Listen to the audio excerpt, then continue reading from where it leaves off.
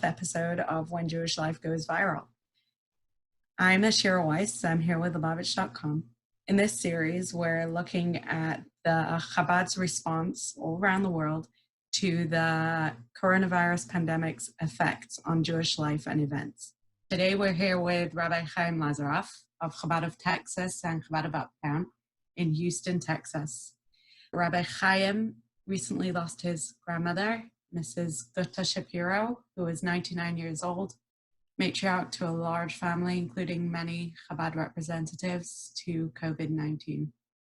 My grandmother was an amazing person all the way up until till recently, till she went into ICU and was no longer able to communicate with her family. She always had a sharp mind, was on top of the ball, always knew what every single grandchild, great-grandchild, great-great-grandchild was doing.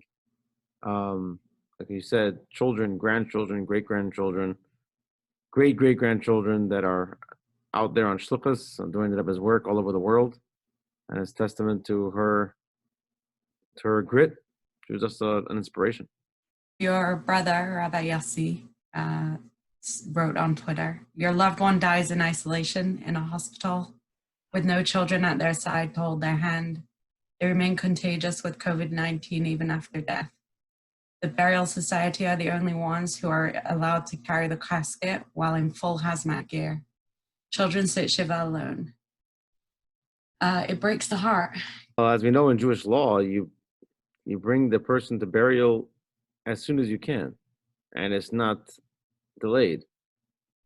The soul leaves the body. The soul is somewhat hovering over the body, we are told, until the body is actually brought into interment in the ground. And at that point, that is when the soul is able to depart from this world and move on in heaven. But it is delayed in order to allow family to come. Here, unfortunately, the funeral didn't have to be delayed at all for any family to come, although they were all over the world, because no one was able to be there. No one was able to be there, even though they knew the end was near.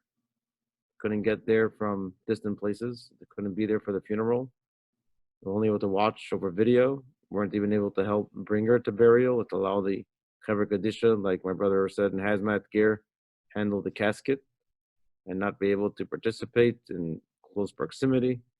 Not being able to say the Kaddish afterwards for the Shiva. Have minyanim to get together in a quorum to be able to say the required Kaddish. It's all part of this terrible tragedy. I mean, here's a person who overcame so many challenges to always keep to every single detail in Jewish law. And in the final moments, Hashem made a situation that has definitely taken Jewish law for a trip. That must be really tough especially on her children who are sitting Shiva, so they're all around on their own. Right, and so I guess with technology today, they're able to have meetings like this, where we're able to kind of feel like we are together, and we have one like once a day of the whole family together, the siblings get together over these kinds of video calls. We are able to also see the funeral over a video call, and but it's not the same. Getting together at a Shiva house, family gets together and we sit and you reminisce. In the best way to do it is in the deceased's home. You carry the minyanim there and have the Kaddish being said in the home, and all of that can't happen in this environment. So normal Jewish mourning rites would be, like you said, to gather in the deceased's home and to say Kaddish and to spend time together. And none of that's happening because of the coronavirus pandemic, or some of it is able to happen? No, none of it can happen with regards to what we would know as the traditional Shiva observances, where you go and visit the person sitting in mourning. No one can visit in person. I'm in the same city as my mother. She's sitting in Shiva by herself with my father, and even her children can't come visit. And because she herself, she's K'nai of age, she's healthy and well, but we can't risking her health by visiting her, and so she has to sit Shiva on her own.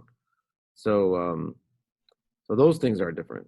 But Jewish law is interesting. If you look in Jewish law, the reason for Kaddish is not the central reason or thing that we're supposed to do to memorialize the deceased. You know, the reason why it says Kaddish is because the Medrash tells us that when someone said Kaddish, it saved their parent on high from terrible decrees and brought them into merit in the heavenly. And so it became the tradition where somebody says Kaddish in memory of their loved one. But really, for generations, for thousands of years, the way we memorialize those who passed was through carrying on their life on this world. The soul is a soul that carries on forever. It's not just present during its lifetime, but after its lifetime. But it can't progress without actions on earth. And the soul relies on its offspring or others who are doing things in its memory. And so really doing mitzvahs or giving tzedakah or learning Torah are all actions that are really more central to doing things in memory of the soul. So perhaps this difficulty has brought that more into light of what's really most important for the memory of the deceased is the mitzvahs and the things we do in their memory, which are more concrete than the prayer of the Kaddish. There's an idea of also writing a Torah in a person's memory, because this Torah becomes eternal. Every time that Torah will be read in memory of the departed, that soul is now getting somewhat like Torah credits from everybody learning from that Torah.